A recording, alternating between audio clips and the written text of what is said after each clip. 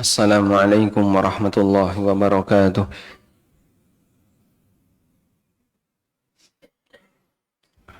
Alhamdulillahi rabbil alamin.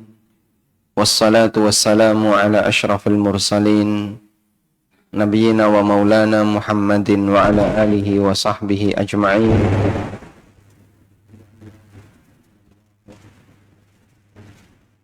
Wa ashhadu anna Muhammadan abduhu wa rasuluh. Sallallahu alaihi wa ala alihi wa sahbihi wa man tabi'ahum bi ihsanin ila yaumiddin. Alhamdulillah, puji syukur kita haturkan kehadirat Allah Subhanahu wa taala.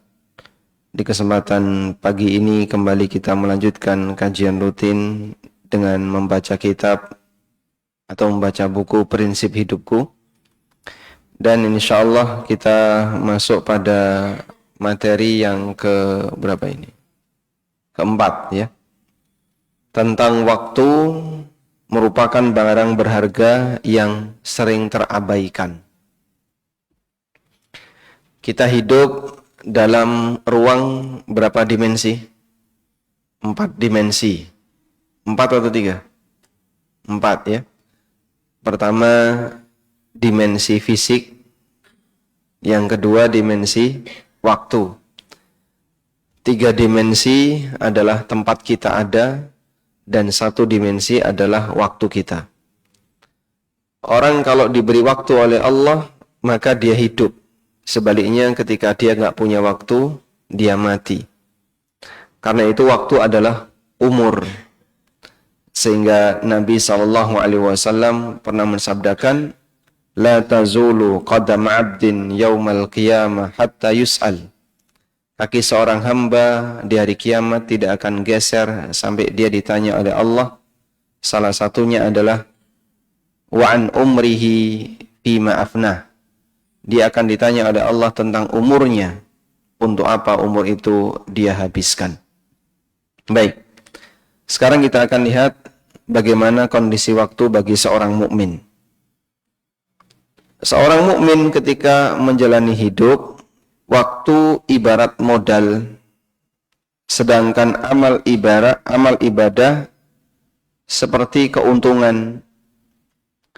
Melewati sebuah waktu tanpa menambah amal, ibarat pengusaha yang berdagang, dia menggunakan modalnya, namun tidak mendapatkan keuntungan. Ibnu Mas'ud radhiyallahu anhu pernah mengatakan, Ma nadimtu ala syai'in nadmi ala yaumin gharabat syamsuhu naqasa fihi ajali walam yazdad fihi amali.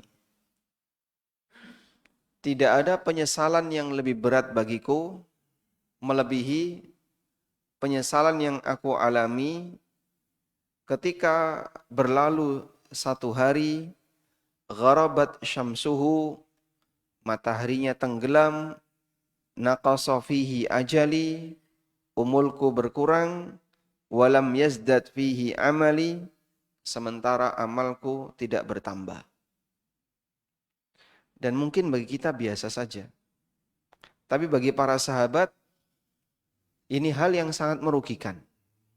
Sehingga mereka ketika ngobrol dengan temannya, ketika melakukan aktivitas tertentu, dan mereka merasa dalam aktivitas yang aku lakukan ini enggak nambah amal.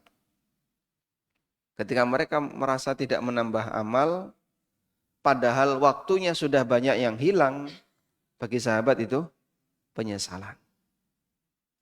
Maka apa yang dikatakan oleh Ibnu Mas'ud?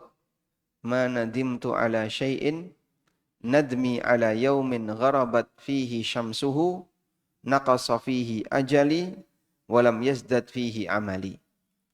Belum pernah aku menyesal melebihi penyesalanku ketika menjumpai 1 hari bertambah atau dia tenggelam mataharinya, umurku berkurang sementara tidak bertambah amalku.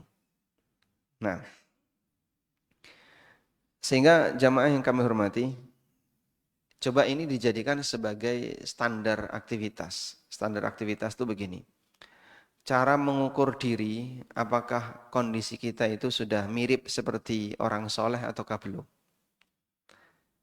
Kira-kira kalau waktu kita hilang, hanya untuk kegiatan yang nyantai ya, misalnya nyekrol-nyekrol HP, atau ngobrol dengan teman, atau kegiatan nyantai yang lainnya, yang 0% nggak ada nilai manfaatnya sama sekali.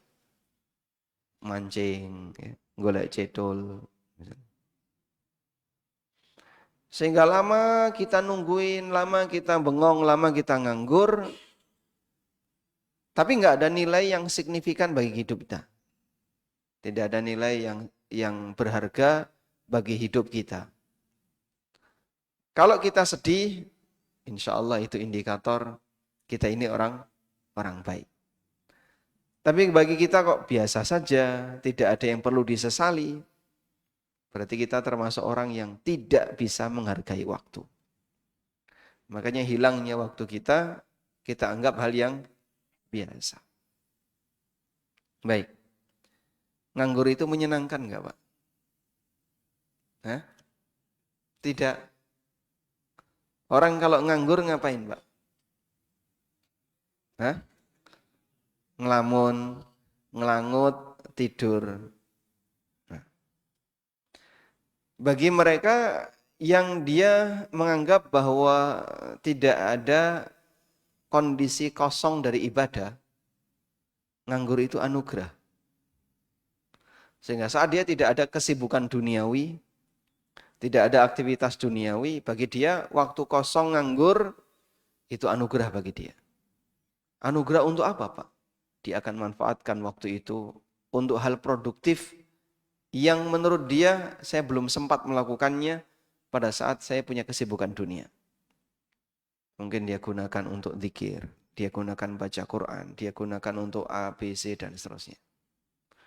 Karena sebenarnya tidak ada kondisi nganggur bagi mukmin. Ada enggak mukmin waktu di mana mukmin enggak bisa ibadah itu kapan? Waktu di mana seorang mukmin tidak bisa ibadah itu kira-kira kapan? Hah? Di toilet?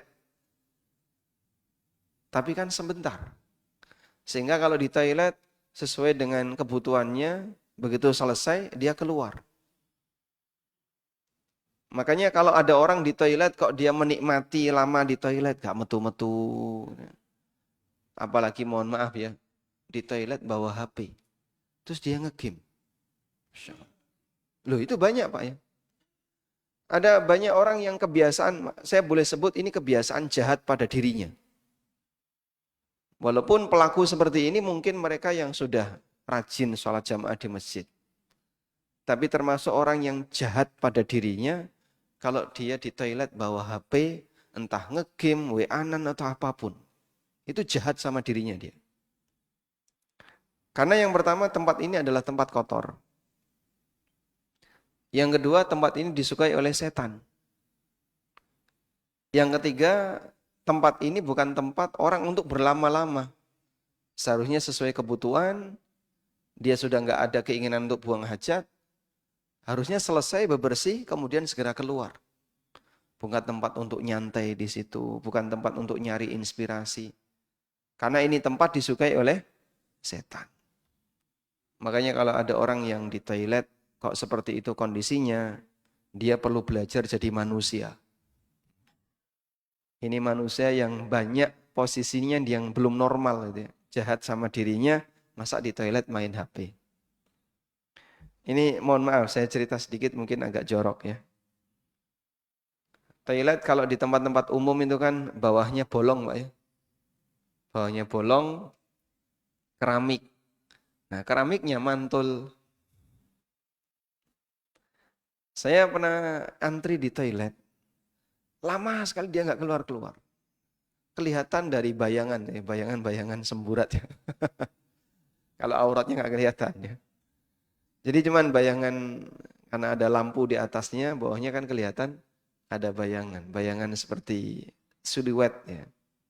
Dia seperti ini. Oh pantas sih, suwe tantan tadi. Tak dodok. Baru setelah itu dia nyiram. Berarti kan dia biarkan najisnya itu bertahan.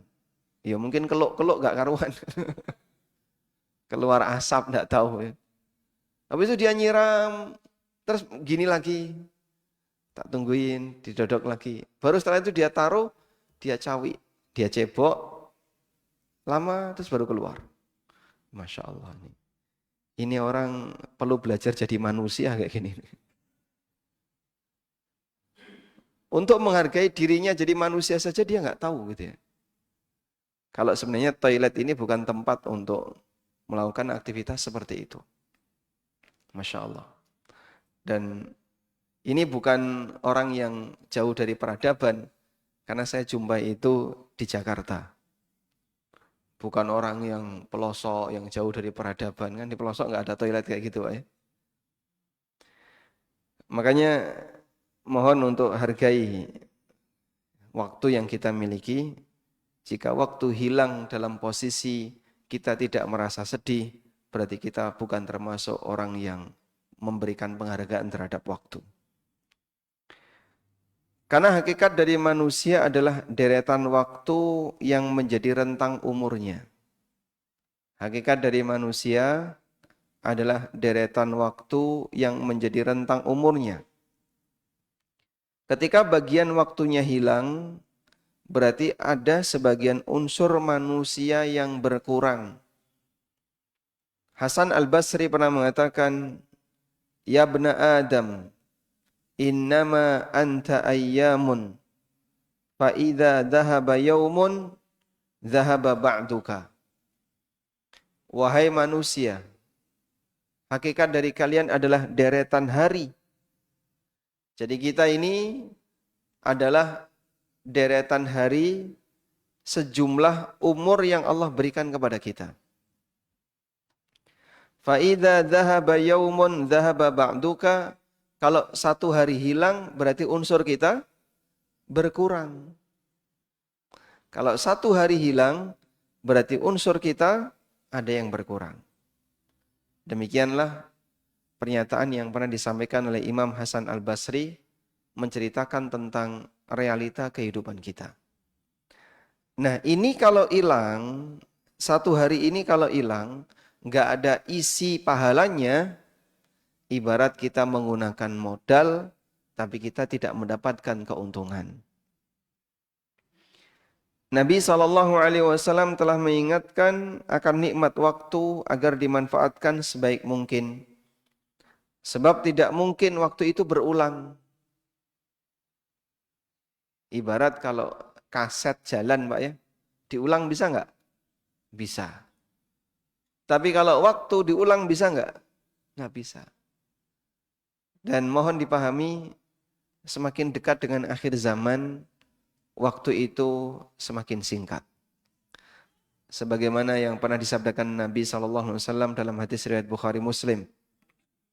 La taqumus sa'ah hatta yakthural haraj, hatta yakthural jahlu, wa yuqbadal ilmu, wa yataqarabuz zaman. Tidak akan terjadi kiamat sampai terjadi banyak kebodohan, ilmu dicabut, dan zaman itu berdekatan. Nah, makna zaman itu berdekatan, ulama beda pendapat. Salah satu di antara maknanya adalah sesuai dengan teks dari hadis. Setahun rasanya seperti sebulan, sebulan rasanya seperti sepekan, sepekan rasanya seperti sehari, sehari rasanya seperti 1 jam. Sehingga makin pendek, makin pendek, makin pendek. Dan mungkin suasana seperti itu sudah mulai kita rasakan. Makanya kadang kita ketemu teman misalnya. Ini teman alumni SMA. Dulu satu bangku. Kok rasanya cepet ya? Awake dhewe SMA kayak wingi toh. Kita baru lulus SMA kan baru kemarin. Rasanya kok cepat sekali. Padahal orangnya sudah punya cucu. Ngomong kayak gitu. Karena nuansa itu Allah Subhanahu wa taala dekatkan. Sehingga dalam perasaan manusia waktu itu rasanya cepat. Makanya Anda jangan merasa gerakan waktu ini lama, sebab waktu ini bergulir dengan cepat, sehingga kalau isinya kosong tanpa makna, itu akan menjadi penyesalan bagi sang hamba. Rasulullah sallallahu alaihi wasallam pernah bersabda, "Ni'matani maghbunun fihima katsirun minan nas, as-sihhatu wal faragh."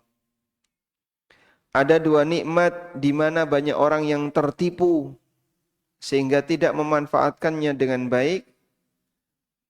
Apa itu? As-sihhatu, kondisi sehat. Yang kedua, wal faragh, waktu luang. Sehingga ketika sehat, orang tidak memanfaatkannya dengan baik. Dia gunakan waktu sehatnya hanya untuk hal yang nggak ada makna, yang sia-sia. Waktu kosong juga demikian. Padahal ini semuanya nanti akan dipertanggungjawabkan di akhirat. Kenapa Nabi SAW menyebutnya sebagai makbunun, orang yang tertipu? Kata beliau, di sini aja penjelasan. Disebut sering tertipu karena orang tidak memanfaatkannya dengan maksimal. Sehingga nanti dia akan menyesal. Makanya sebutan hari kiamat salah satunya adalah Yaumun Taghabun, hari di mana orang membodohkan dirinya sendiri. Salah satu di antara nama hari kiamat, ini kelihatan nggak Pak? Hari kiamat.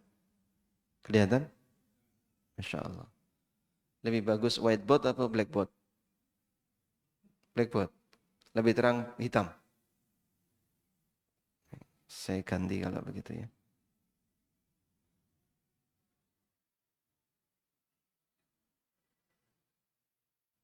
Kini lebih kelihatan. Hah? Malah nggak ada.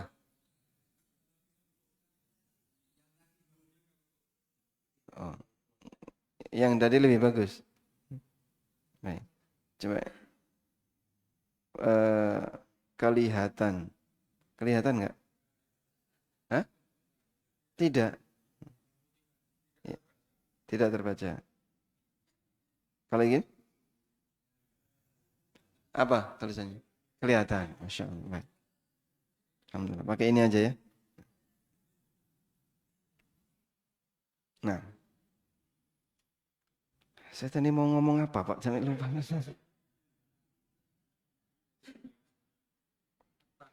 Hah? Baik. Ada nama hari kiamat, namanya adalah hari At-Taghabun, hari kiamat. Salah satu namanya apa? Yaumut Taghabun. Bukan At-Taghabunnya, tapi Yaum At-Taghabun. Hari At-Taghabun. Kenapa hari kiamat itu disebut dengan Yaumut Taghabun? At-Taghabun dari kata Al-Ghabn. Artinya membodohi. Hari kiamat disebut sebagai Al-Ghabn karena pada hari itu semua orang merasa bodoh. Yang kafir apalagi ya. Dia merasa bodoh kenapa dulu tidak beriman. Yang mukmin merasa bodoh kenapa dulu dia tidak memperbanyak amal saleh dan memanfaatkan kesempatan hidupnya untuk banyak berbuat baik. Makanya disebut sebagai Yaumut Taghabun. Sekarang cetha belum terasa. Besok baru akan terasa. Sebab kita ini ditutupi dengan al-jahl. Ini manusia, ada sebuah tembok. Tembok itu namanya tembok al-jahlu. Al-jahlu artinya apa? Kebodohan. Dan juga ditutupi dengan az-zulmu. Az-zulmu artinya az-zulmu, kezaliman. Nabi SAW atau Allah Ta'ala berfirman, innahu kana zaluman jahula. Manusia itu zalim lagi bodoh. Nah, manusia ditutupi oleh tembok kebodohan dan tembok kezaliman. Sehingga dia tidak banyak memikirkan masa depan. Masa depan puncak itu di mana? Masa depan puncak itu di mana? Akhirat. Ini masa depan puncak kita. Jadi kalau anak kecil kita motivasi, kamu harus berjuang demi masa depan kamu. Masa depannya kapan? Nanti kalau kamu sudah jadi seperti saya. Manusia menyangka kalau masa depan dia adalah di hari tua dia. Belum. Itu belum masa depan puncak. Masa depan puncak adalah akhirat. Sehingga kita masih punya masa depan. Ya? Yang terjadi adalah ketika ada anak kecil ya, dia tidak bisa maksimal dalam belajar, banyak bermain, ya, banyak bermain dan seterusnya. Nah, di sini ada masa depan dia. Anak kecil atau anak remaja. Anak remaja ini banyak bermain, banyak keloyongan dan seterusnya. Sementara di sana ada masa depan dia. Udah, dia akan menuju masa depannya. Orang tua akan memberikan saran kepadanya, kamu harus rajin belajar, rajin ini, demi masa depanmu. Betul kayak gitu ya? Nah, sampai akhirnya ketika dia berada dalam kondisi tua, ini anak ada di sini, ternyata dia banyak gagal. Nyesel nggak orang? Nyesel? Kenapa saya dulu tidak ini? Kenapa? Begitu ya? Kenapa saya dulu tidak rajin belajar? Kenapa dulu saya tidak rajin baca Quran? Kenapa dulu saya tidak berlatih? Saiki aku wis tuwa, arep sinau maca Quran ora iso. Kenapa dulu saya tidak ini, sekarang saya sudah kondisi lanjut usia, mau melakukan itu sudah nggak bisa. Dan seterusnya. Itulah yang terjadi pada manusia. Kenapa anak ini dia nyesel? Karena dia bodoh dengan masa depan. Dia bodoh dengan masa depan. Tertutupi dengan kenikmatan yang penting pokoknya dia happy. Isi hidupnya kalau nggak jalan-jalan, bermain, dan seterusnya, nggak ada makna. Karena dia bodoh. Orang tua yang sudah tahu ini, orang tua kan ngerti ya. Kowe sesuk nek wis tuwa iki kaya ngene. Mungkin anak nggak kepikiran. Kalau besok ketika dia sudah dewasa akan menghadapi itu. Maka ortu ngasih arahan. Ortu ngasih arahan. Di saat ortu ngasih arahan, ada yang mau nurut dan ada yang banyak yang nggak mau. Ada banyak yang nggak mau nurut. Terus yang nggak mau nurut gimana Pak? Sampai pada posisi di masa depannya dia gagal. Uripe rekoso, ora penak, dia nggak punya ilmu, tidak dihargai oleh masyarakat.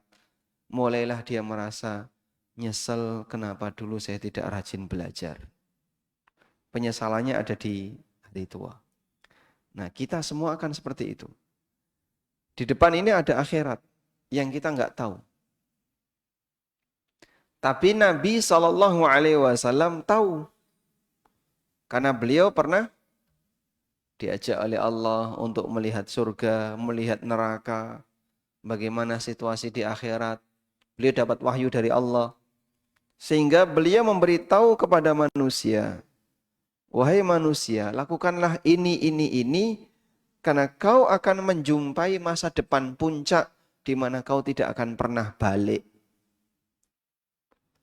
Kalau di sini menyesal, ini menyesal tanpa ujung.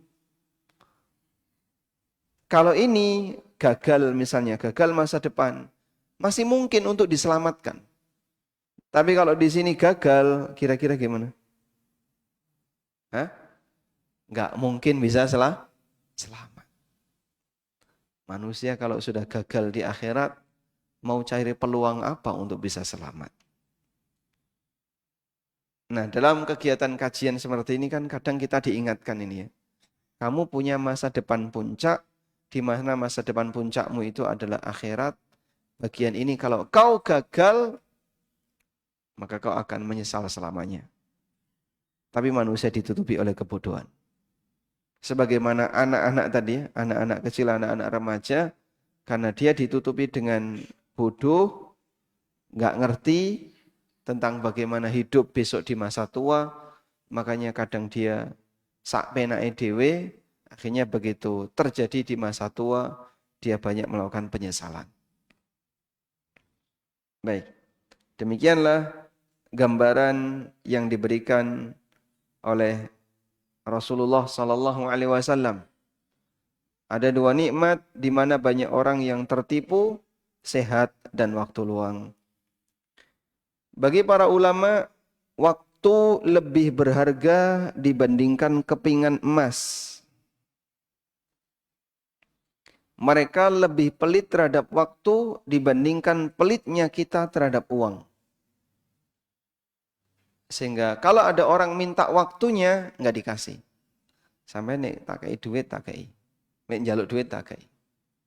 Hasan Al-Basri pernah mengatakan, Adraktu aqwaman kanu ala awqatihim ashadda minkum hirsan ala darahimikum wa dananirikum. Kata Hasan Al-Basri, aku menjumpai beberapa orang yang mereka lebih pelit terhadap waktu mereka dibandingkan pelitnya kalian terhadap harta. Demikianlah kondisi para ulama di masa silam. Baik. Ayo kita makan-makan. Mau nggak Pak? Undangan makan-makan. Oh seneng, langsung berigas. Gitu. Neng di golek kulineran. Subhanallah. Orang Jogja golek mangan neng Magelang, orang Magelang golek mangan neng Jogja. Hanya untuk nyari kulineran. Kadang-kadang sampai diperjuangkan ya, macet-macet sabar dia. Sampai di warung tujuan ngantri. Rantuk nggon, ditunggoni. Nyari apa? Nyari meja dulu Pak. Nyari meja. Wah penuh semua. Ya sudah tolong Bapak ngantri. Ngantri ditungguin nggak? Ditungguin. Sudah? Begitu dapat meja, Pak menunya tinggal ini Pak. Wah tinggal apa? Ini. Ini masih ada nggak? Masih ada. Masya Allah. Perjuangan dia hanya untuk makan. Setelah itu dia makan. Lama nggak makannya? Hah? Lama sekali. Karo ngobrol lama. Sehingga yang cukup hanya dengan 15 menit, dia makan bisa 1,5 jam. Dan banyak itu terjadi ya. Maka waktu setengah hari hanya habis untuk makan. Dia golek makan itu siang. Dia datang jam 10 wis mangkat. Sampai lokasi jam 1. Jam 1 makan sampai 2:30. Salat asar mikir makan malam. Jadi uripe hanya untuk makan. Apalagi tayangan-tayangan di masa sekarang isinya cuma motivasi untuk makan. Kalau diajak makan tuh semangatnya luar biasa. Para ulama di masa silam sampai kadang di antara mereka itu nggak sempat makan. Ada Abu Hatim Ar-Razi. Abu Hatim Ar-Razi bersama 3 temannya. Atau bertiga mereka ya. Namanya Abu Hatim Ar-Razi. Plus 2 teman. Berarti mereka ini bertiga. Pernah satu ketika 3 orang ini datang ke majelis seorang guru. Ternyata sampai di majelis ini sang guru sedang sakit. Sehingga majelisnya libur. Udah? Karena majelisnya libur, maka beliau pulang balik. Dan pulangnya itu di kos-kosan. Sebagaimana orang dulu pindah-pindah dari satu tempat ke tempat yang lain. Di tempat ini dia ngontrak, di tempat berikutnya dia ngontrak. Terus seperti itu. Dia pulang. Di tengah jalan mereka beli ikan.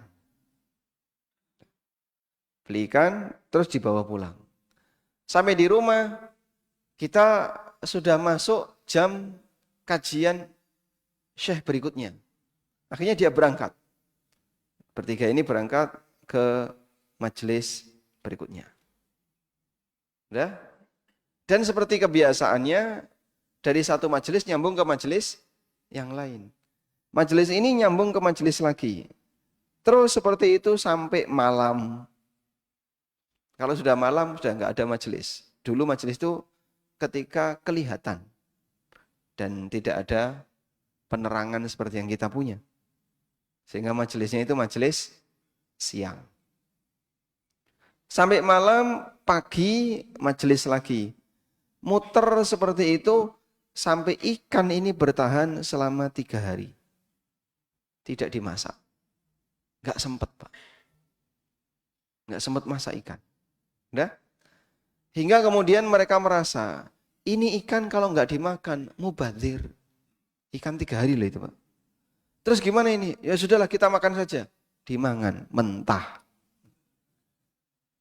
Daripada buang sia-sia, ikan itu dimakan mentah oleh 3 orang ini. Masya Allah. Seperti itu contoh bagaimana ulama menghargai waktu. Sehingga dalam posisi ketika mereka sibuk dengan majelis ilmu, 01 itulah waktu longgar dia. Itu pun karena waktunya cuma pendek, begitu 01 ini cuma dipakai untuk beli ikan sampai di tempat tinggal, ternyata sudah masuk waktu majelis berikutnya, muter seperti itu terus sampai 3 hari. Sehingga kesempatan dia untuk ngelola ikan itu nggak sempat. Maka dimakan mentah. Ya. Beda dengan kita ya, urusan makan itu paling banyak menghabiskan waktu. Mungkin Bapak pernah lihat ya, ada model orang yang masak sambil ngegrill. Diapain itu Pak? Dibakar dikit-dikit, dibakar, dimakan, dibakar, dimakan. Habis berapa itu? 1 jam. Hanya untuk ngegrill. Makan sambil ngegrill butuh waktu 1 jam.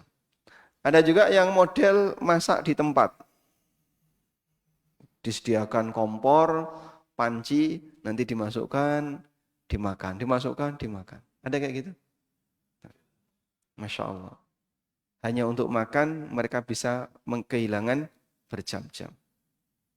Tinggalkan seperti ini Pak. Kita hargai waktu kita.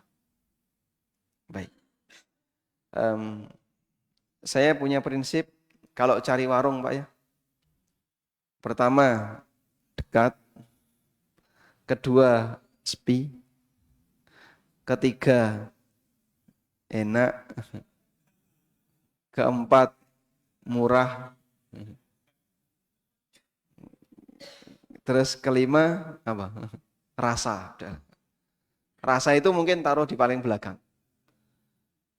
Karena sebagian orang yang terlalu ngejar seperti ini, waktunya sia-sia, habis. Ayo dong, golek iki, golek iki, golek iki. Masya Allah. Golek panganan sampai keluar kota itu. Golek duren sampai keluar negeri. Dulu ada ulama yang keluar negeri nyari hadis. Sekarang orang keluar negeri cari panganan. Nah, makanya kalau ada warung rame sekali udah tinggalkan saja, cari yang lain. Karena nanti kalau sudah masuk perut rasanya apa? Waduh. Sehingga tidak perlu terlalu mendewakan rasa, sebab kalau sudah masuk perut rasanya podo.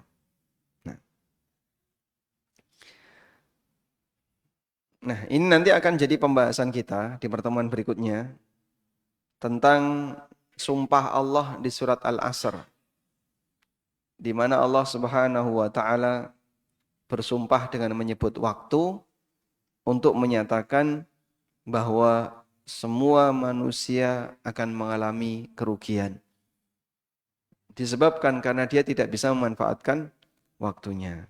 Insya Allah di pertemuan berikutnya akan kita bahas. Baik, demikian yang bisa kita sampaikan. Semoga bermanfaat. Wassallallahu ala nabiyyina Muhammadin wa ala alihi wa sahbihi wasallam.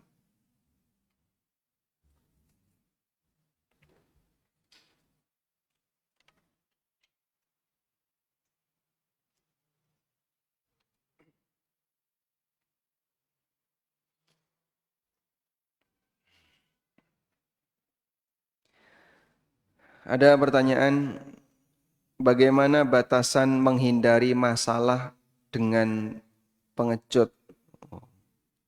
Maksudnya adalah menghindari sifat pengecut.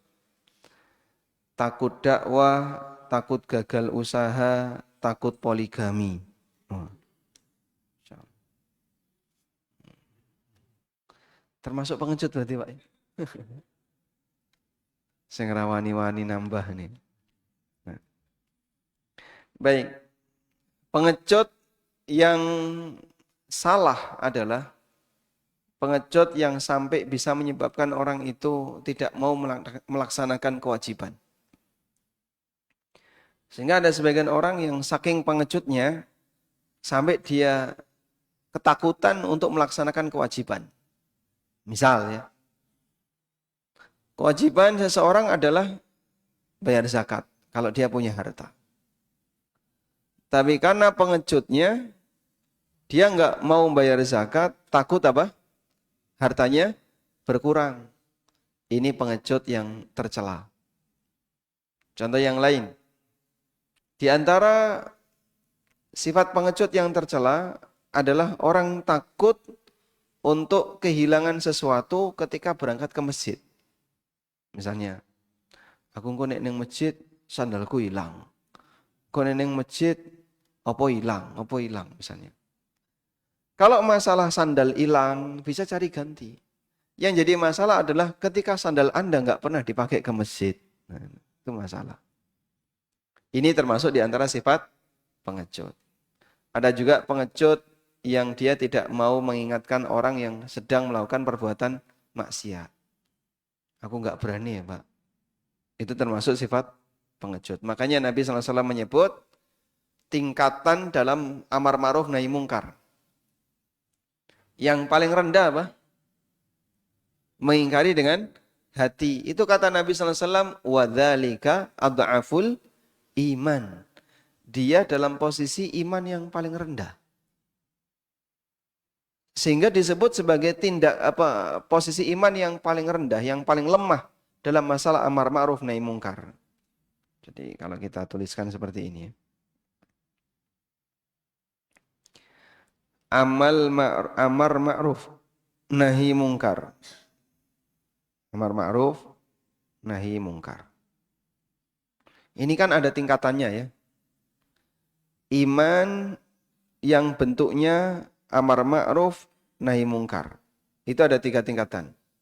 Pertama, diingatkan dengan kekuatan. Diubah dengan tangan. Kemudian dengan lisan, dengan hati. Begini. Ini enggak berani, tinggal ini. Disebut paling lemah. Paling lemah iman. Paling lemah iman dalam apa Pak? Dalam amar ma'ruf nahi mungkar. Bukan seluruh iman. Iman dalam amar ma'ruf nahi mungkar. Nah, pengingkaran dengan hati itu dengan cara apa? Enggak suka, benci, dan seterusnya. Sekarang ada kasus. Ada seorang muslim, dia menikmati maksiat. Dia menikmati maksiat. Menikmati. Kalau dia menikmati, mengingkari enggak? Kalau dia menikmati, mengingkari atau tidak? Tidak. Berarti ini kan enggak punya.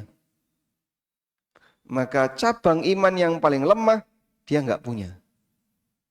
Terus gimana itu Pak? Apakah dia keluar dari Islam? Tidak. Yang dimaksud cabang iman paling lemah di situ adalah cabang iman dalam perkara amar ma'ruf nahi mungkar. Karena iman itu punya banyak cabang. Dia masih punya iman sholat, dia masih punya iman puasa, dia masih punya iman-iman yang lain. Sehingga kalau dia kehilangan salah satu cabang iman, dia tidak kehilangan semua iman. Insya Allah paham ya? Baik. Meskipun demikian, orang ketika melihat kemungkaran, kalau dia tidak berani untuk mendakwai dan aneka kegiatan amar ma'ruf nahi mungkar yang lainnya, disebut oleh Nabi SAW orang yang lemah imannya. Sebab keberanian seorang muslim itu berbanding lurus dengan iman. Wallahu a'lam. Ada nggak orang yang takut puasa karena takut sakit? Hah? Ada? Padahal dia sehat walafiat. Awake seger, awake kuat. Aku rawani poso ya mas. Nah kenapa? Gue nek poso loro. Ini orang yang takut sakit ketika puasa. Dan banyak orang seperti itu. Kita sebut orang ini apa? Pengecut. Nah.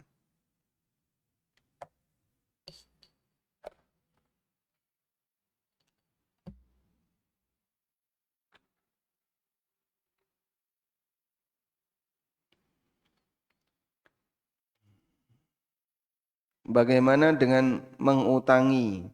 Karena sudah lama tak dibayar utangnya, saya niatkan sedekah. Kasihan ditagih pun tidak bisa bayar. Apakah termasuk dapat pahala niat di akhir?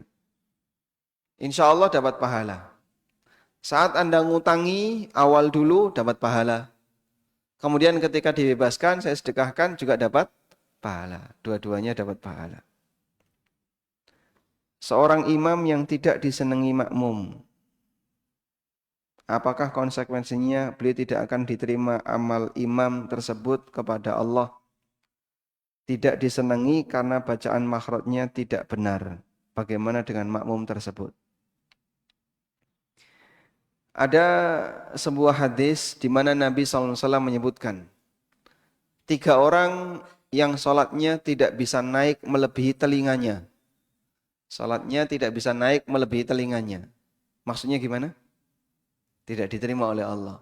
Karena amal itu kalau diterima dia naik. Allah Ta'ala berfirman, ilaihi yas'adul kalimut tayyibu wal amalu salih yarfa'uhu. Kalimat-kalimat yang indah akan naik menuju Allah dan amal saleh akan diangkat oleh Allah. Sehingga dinamakan atau disebut oleh Nabi SAW, salatnya tidak bisa naik melebihi telinga. Seperti apa itu kondisinya? Salah satunya kata Nabi SAW, orang yang ngimami masyarakat, wan nasu yakrahun, sementara masyarakat tidak suka sama orang ini. Nah, tidak suka sama orang ini bukan tidak suka karena faktor pribadi, tapi tidak suka karena yang bersangkutan bukan orang yang layak jadi imam, disebabkan dia banyak maksiat. Masyarakat itu kan tahu dan dia bisa menilai, ini ahli maksiat, ini orang yang nggak benar dan seterusnya. Masyarakat bisa menilai. Kalau ada orang yang aktivitasnya jahat, misalnya seorang koruptor jadi imam, dan masyarakat tahu, ini orang suka korupsi mas dia. Orang yang nggak amanah, kok dia jadi imam? Aku nggak seneng karo dia. Ketika masyarakatnya nggak seneng sama orang ini, sholatnya si imam ini nggak diterima. Contoh yang lain, ada imam yang dia tidak bisa menjaga kehormatannya. Punya banyak skandal dengan orang lain misalnya. Dia punya skandal dengan wanita ini, punya skandal dengan ini, dengan ini. Jadi imam, terus gak disenangi sama masyarakat. Itu contoh imam yang sholatnya tidak diterima. Tapi kalau imam itu komitmen dengan sunnah, lalu sholatnya bagus, cuman makmumnya gak seneng.